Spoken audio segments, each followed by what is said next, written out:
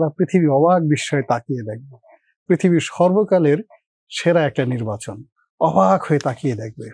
তার যে 3টা শূন্য আছে, সেই 3-0 থিওরি, এটা দেখে পৃথিবী যেভাবে অবাক হয় তার চেয়ে আরো অনেক বেশি যে এই 3-0 থিওরির যে প্রবক্তা, তিনি এই মহাকাশের নিচে একটা ভূখণ্ড আছে গাঙ্গেয় বদ্বীপ, সেই বদ্বীপের রাষ্ট্র ক্ষমতায় আল্লাহর বিশেষ রহমত এবং বরকতে তিনি রাষ্ট্র ক্ষমতায় বসছেন, এবং আল্লাহ সেই বিশেষ রহমত এবং বরকতে সমস্ত অনিশ্চয়তাকে কাটিয়ে তিনি এই জমিনে এমন একটা নির্বাচন দিয়েছেন, ওই নির্বাচনের মতো কিয়ামত পর্যন্ত আর কোনো নির্বাচন আসবে না।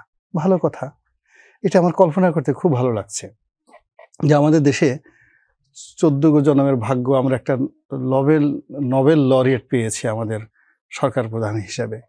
সচিব বলেছেন পৃথিবীর কোনো শক্তি নির্বাচন ঠেকাতে পারবে না। আর অন্যদিকে যেখানে যাই সেখানে কেন তাহলে লোকে প্রশ্ন করে নির্বাচনটা কি হবে? এখন প্রেস সচিব সাহেবের কথা নিয়ে তার উত্তর দেওয়াটাও আমার কাছে একটা বিপজ্জনক বিষয় মনে হচ্ছে।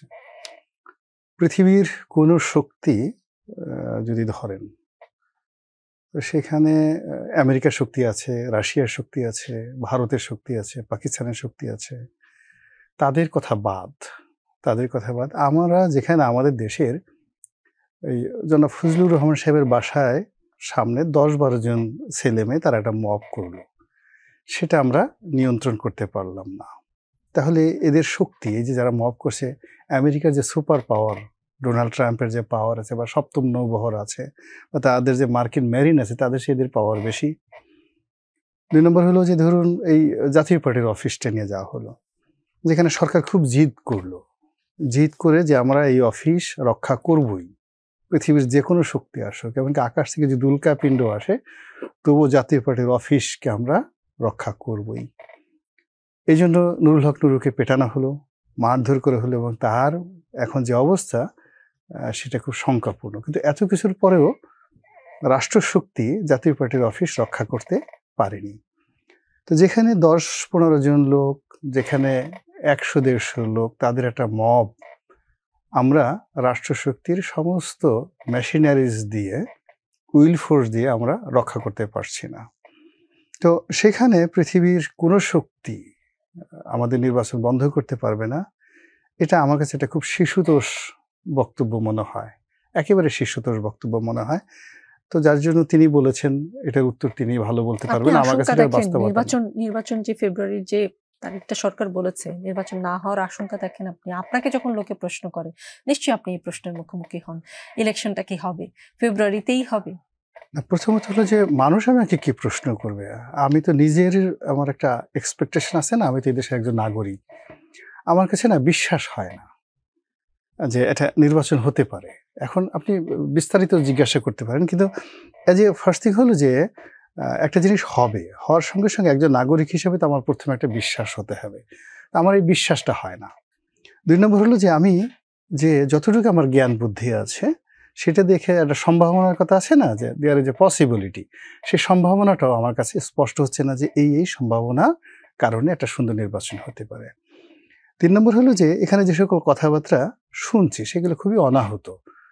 অর্থাৎ আপনার দেখা গেল যে পেটে ভাত নেই, আপনি একটা সিঙ্গারা খেতে পারেন না, কিন্তু আপনি একজন লোকের দাওয়াত করলেন যে আসো, তোমাকে আজকে আমি ওয়েস্ট ইন্ড হোটেলে নিয়ে এমন হাঁসের মাংস খাওয়াবো, একেবারে আজকে বেজিং থেকে, পৃথিবীর সবচেয়ে দামি হাঁস বেজিং ডাক, সেই চায়না থেকে বেজিং ডাক তোমাকে আজকে আমি ওয়েস্ট ইন্ডে খাওয়াবো, অথচ ইউ ক্যানট বাই এ সিঙ্গারা। তো এখন ডক্টর মোহাম্মদ ইউনূস তার যমুনার সামনের অংশটুকু তিনি নিরাপদ রাখতে পারছেন না, এবং দেখেন সেই বুয়েটের ছেলেমেয়েরা তারা আসলো, যমুনার দিকে যাবে, এটি নিয়ে কী লঙ্কা কাণ্ডটা ঘটে গেল।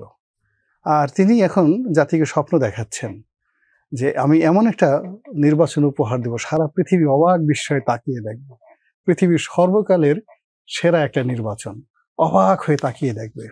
তার যে 3টা শূন্য আছে, সেই 3-0 থিওরি, এটা দেখে পৃথিবী যেভাবে অবাক হয় তার চেয়ে আরো অনেক বেশি যে এই 3-0 থিওরির যে প্রবক্তা, তিনি এই মহাকাশের নিচে একটা ভূখণ্ড আছে গাঙ্গেয় বদ্বীপ, সেই বদ্বীপের রাষ্ট্র ক্ষমতায় আল্লাহর বিশেষ রহমত এবং বরকতে তিনি রাষ্ট্র ক্ষমতায় বসছেন, এবং আল্লাহ সেই বিশেষ রহমত এবং বরকতে সমস্ত অনিশ্চয়তাকে কাটিয়ে তিনি এই জমিনে এমন একটা নির্বাচন দিয়েছেন, ওই নির্বাচনের মতো কিয়ামত পর্যন্ত আর কোনো নির্বাচন আসবে না।